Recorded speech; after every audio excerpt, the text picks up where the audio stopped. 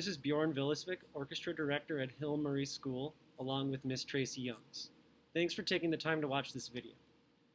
At Hill Murray, we have two orchestras, the Pioneer Orchestra for grades 9 through 12 and the Middle School Orchestra for grades 6 through 8.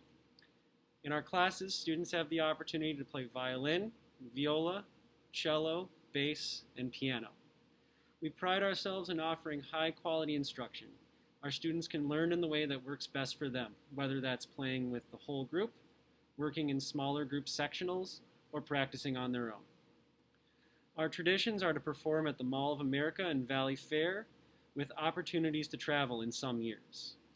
Our students also perform at solo and ensemble competitions where they prepare pieces and play for a judge for feedback and ratings.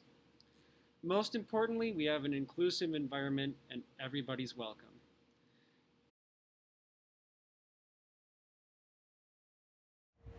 The kids in orchestra are pretty calm, but once you get to know them, you get to feel a special bond with the community. I came back to orchestra because it's a fun class, we play some fun songs, you get to hang out with your friends, and the teachers are nice.